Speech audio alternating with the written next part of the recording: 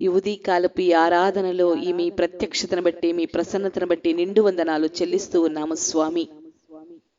దేవుని కృప విస్తరిస్తూ ఉన్న ఈ శ్రేష్టమైన సమయంలో ప్రభు తట్టు తిరిగి మన తరపున మన ప్రాణప్రియుడైన యేసయ్య తరపున హృదయపూర్వకమైన స్తుతులు తెలియచేద్దాం.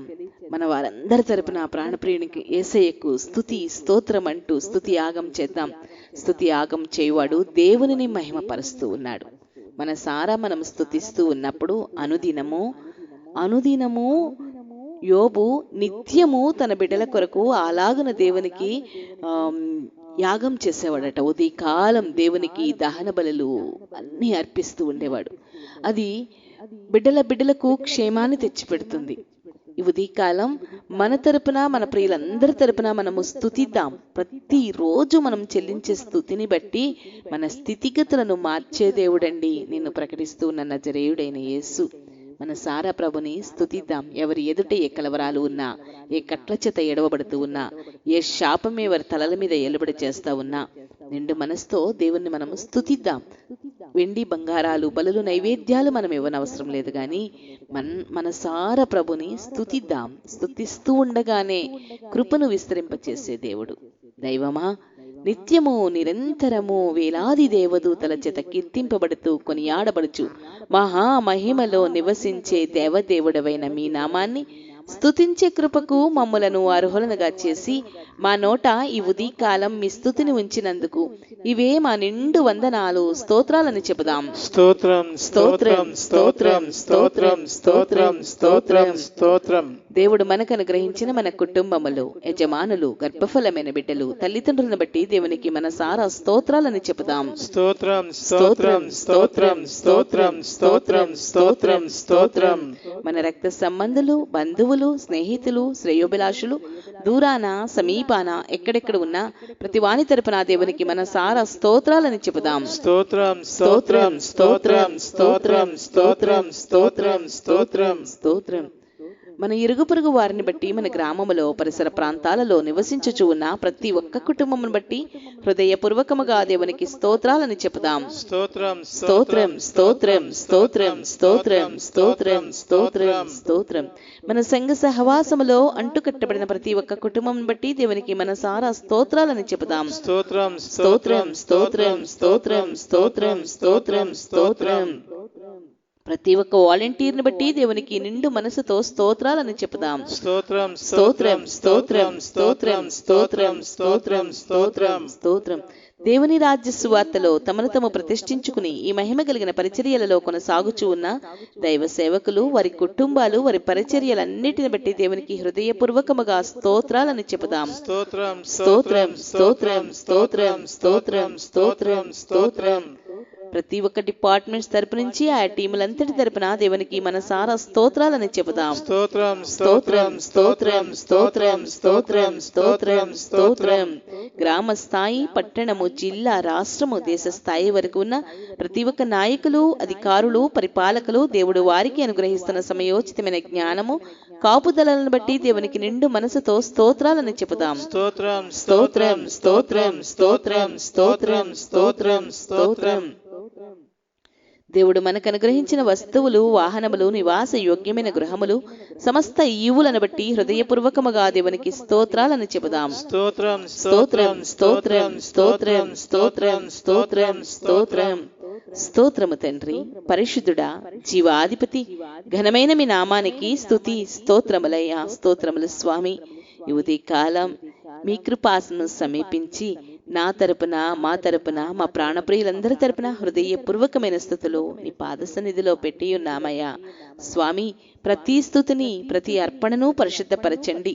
ఎందరెందరో బిడ్డలు తండ్రి ఈ ఉదయకాలం ఈ స్థుతులతో ఏకీభవించుచు ఉండగా నీ యందు ఆశ కలిగిన ప్రతి ప్రాణాలను తృప్తిపరచండి అయ్యా.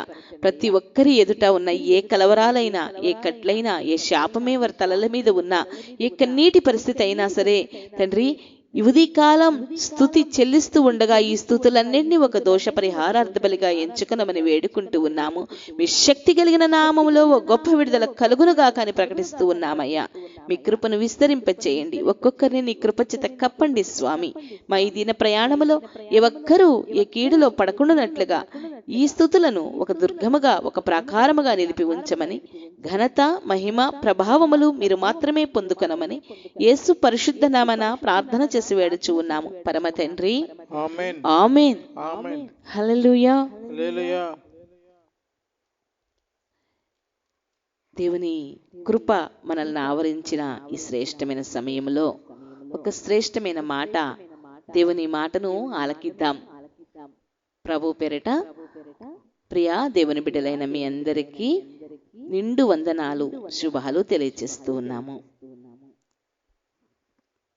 మన ప్రయాణములో ఈ లైఫ్ లో మనం చేస్తూ ఉన్న ప్రతి చోట సక్సెస్ అవ్వాలని కోరుకుంటాం. అంటే ఘనత, పేరు, ఖ్యాతి రావాలని ఆశపడతా ఉంటాం. మన పిల్లల్ని చదివించుకునేటప్పుడైనా, మనం చేసే చేతి పనైనా, ఉద్యోగమైనా, వ్యాపారమైనా, కుటుంబ వ్యవస్థ అయినా ఘనత నొందాలి, బాగుండాలి, మనకు ఒక మంచి పేరు రావాలి అని కోరుకుంటూ ఉంటాం, తాపత్రయపడతా ఉంటాం.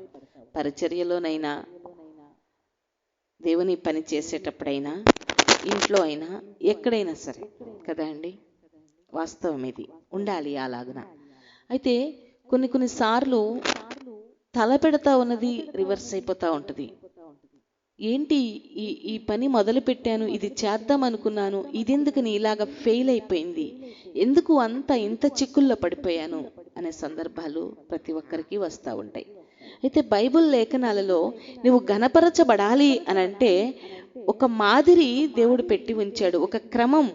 నువ్వు దేంట్లోనైనా, నువ్వు వెళ్ళే ప్రతి స్థలములో నువ్వు ఆశీర్వదించబడాలి అనేది దేవుని ఉద్దేశం. దేవుడు ఆశీర్వదించాలనే కోరుకుంటాడు, కానీ నువ్వు గోతులో పడాలి, గుంట్లో పడాలి, లేకపోతే నువ్వు పెట్టిందల్లా ఫెయిల్ అయిపోవాలని ఎన్నడూ ఎప్పుడు కోరుకునే దేవుడు కాదు.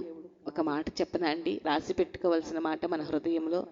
దేవుడు ఎప్పుడు అన్యాయస్తుడు కాడు, ఎవ్వరికి అన్యాయం అనేది చేయడు. నిన్ను ఘనపరచాలనేదే దేవుని ఉద్దేశం. మరి ఎందుకని ఇలాగ జరుగుతుందంటే, ఒకసారి ఘనపరచబడిన వారి జీవితాలను మనం చూస్తే, తేరిపార చూస్తే, వాళ్ళు ఏం చేశారు సక్సెస్ అవ్వడానికి? దాని ప్రకారం నేను నడుచుకుంటే నేను సక్సెస్ అవుతాను. అందుకే పరిశుద్ధ గ్రంథంలో ప్రతిదీ ఒక దృష్టాంతంగా దేవుడు రాసిపెట్టి ఉంచాడు. అబ్రహాముతో ఒక మాట అంటాడు దేవుడు, నువ్వు లేచి బయలుదేరి నేను చెప్పిన ప్రదేశానికి నడు అని అంటాడు. అంటే ఏం చెప్పాడు దేవుడు? ఒక మాట చెప్పాడు అంతే. ఒక మాట, నీవు నాకు నిలువు దోపిడి ఇవ్వు, నీవు నాకు ఇది చెయ్యి, అది చెయ్యి, గుడి కట్టించు, బండి ఇవ్వు, వెండి ఇవ్వు, బంగారం ఇవ్వు, ఇవేమి అడగలా, ఏమీ అడగలా. నేను చెప్పిన మాట విను అన్నాడు. వెంటనే చిత్తం ప్రవ్వా అంటూ లేచి బయలుదేరాడండి. ఏం కనబడుతుంది అందులో? ఒక వినయం, ఒక విధేయత కనబడతా ఉంది. ఇస్సాకును చూసుకున్నా అంతే.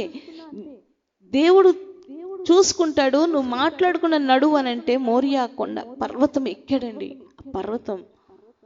పర్వతం ఎక్కిన తర్వాత చేతులు కాళ్ళు కట్టేస్తున్నా సరే ఒక్క మాట మాట్లాడలా. తండ్రి ఆజ్ఞాపిస్తే ఆ మాటకు లోబడతా ఉన్నాడు. ఈ రోజున ఏదైనా ఒక మాట, దేవుని మాట ఆలకిస్తా ఉన్నప్పుడు ఆ మాటకు మనం విధేయత అవుతున్నామా లేదా? విధేయత చూపించారు, వాళ్ళు ఆశీర్వదించబడ్డారండి. ఆకాశ నక్షత్రాల వలె ప్రకాశించేటంతగా దేవుడు అంతగా విస్తరింపచేశాడు కదా. అడుగు పెట్టే ప్రతి స్థలాన్ని ఆశీర్వదకరంగా మార్చేశాడు. నీ హృదయంలో ఒక ఆలోచన వస్తుందా, దాన్ని రూపకల్పన చేసి ఒక సక్సెస్ నీ ముందు ఉంచుతాడు దేవుడు ఖచ్చితంగా. ఒక మాట చెప్తూ ఉన్నప్పుడు లోబడితే చాలు, ఇంకేం అవసరంలా. దేవుని మాట మనకి ప్రతిరోజు వినిపిస్తా ఉంది. ఇలాగ నడుచుకోవాలి, ఇలా ప్రవర్తించాలి. దైవ సేవకులుగా మేము కూడా అనేక మంది సేవకులు సంఘంతో చెప్పే మాట ఏంటి తెలుసా?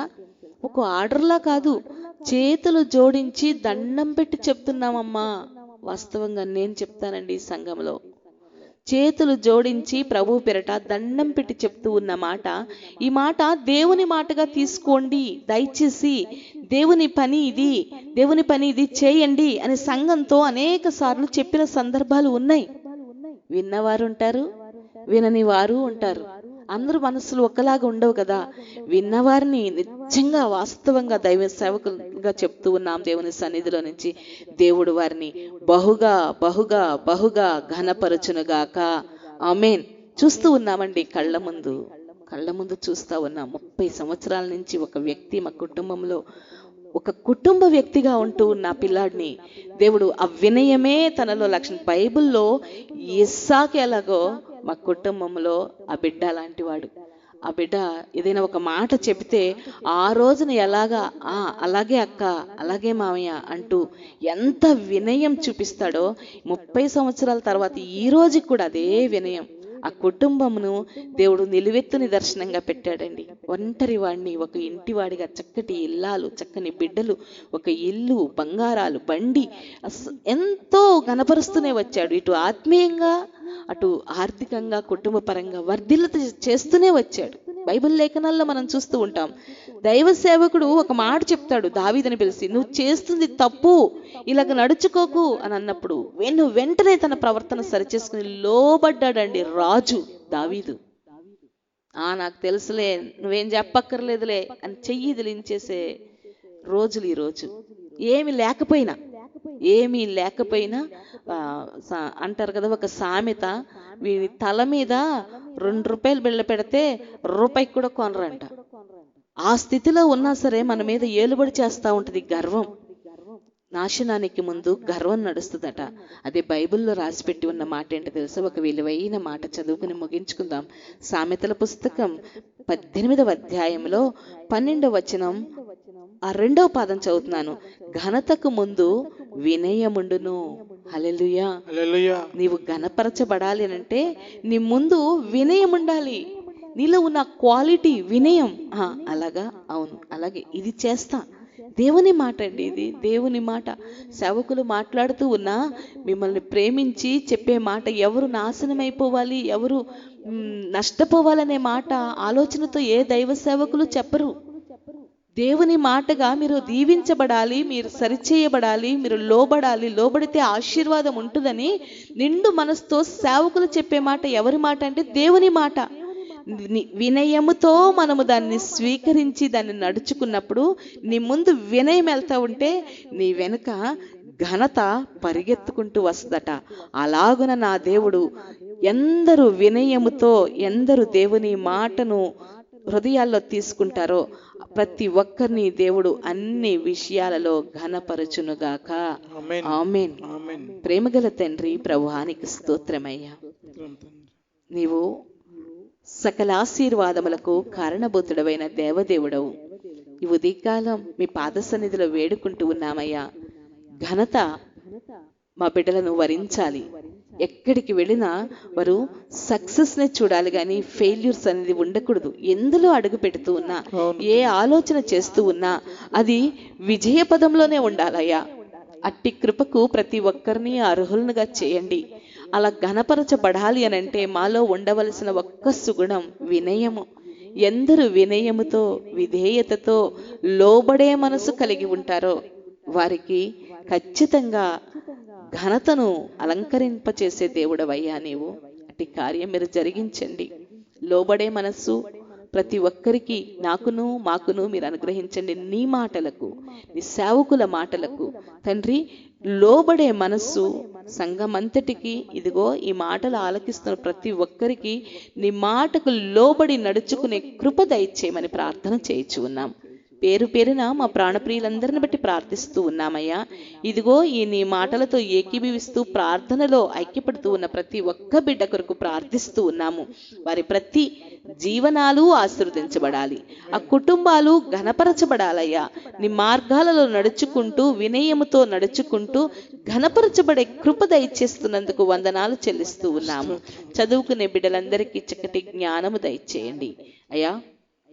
మా బిడ్డలు సక్సెస్ చూడాలయ్యా తండ్రి. మరి ప్రతి కెరియర్ ఆశీర్వాద అనుభవాలలో నడిపించబడాలి తండ్రి.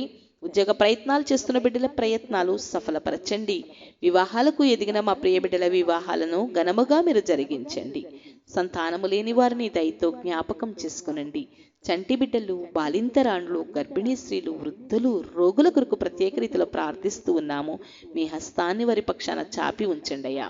ఏ కుటుంబం ఏ కలవరాలతో ఉందో స్వామి, తీవ్రమైన అనారోగ్య పరిస్థితి, దీర్ఘకాలికంగా అయ్యా వ్యాధుల చేత బాధపడేవారు ఉన్నారయ్యా.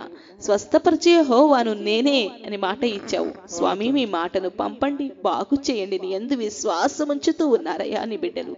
స్వామి, ఏ కుటుంబం ఏ కట్ల చేత ఏడవబడుతూ ఉందో, వ్యసనపు కట్లు, అక్రమ సంబంధాలు, చీకటి శక్తులు, చాతబడి శక్తులు, కోర్టు సమస్యలు, పలు రకాల సమస్యలయ్యా వారు చుట్టుముట్టి ఉన్నాయి. ప్రతి కలవరాలలో నుంచి నీ ప్రజలను మీరు విడిపిస్తూ ఉన్నందుకు వందనాలు చెల్లిస్తూ ఉన్నామయ్యా. దైవమా, ఈ పరిచర్య కొరకు ఎందరెందరో బిడ్డలు వారి గుప్పిలి విప్పుతూ ఉన్నారు అయ్యా. వారి నిత్యము నీ జ్ఞాపకాలలో ఉంచుకొనండి. ఏది కొదువ అనే మాట ఆయా కుటుంబాలలో వినబడకూడదు స్వామి. నీరు కట్టిన తోటల వలె ఫలభరితముగా మార్చమని వేడుకుంటూ ఉన్నాము స్వామి. ఇండ్ల నిర్మాణాలు చేసుకుంటున్న వారు ఉన్నారు. వారి నిర్మాణ పనులలో మీరు తోడై ఉండండి. చక్కటి నివాస యోగ్యమైన సొంత గృహాలలో మా ప్రియులు నివసించాలి. సొంత స్థలము, సొంత గృహాలు లేని వారు ఎందరో ఉన్నారయ్యా.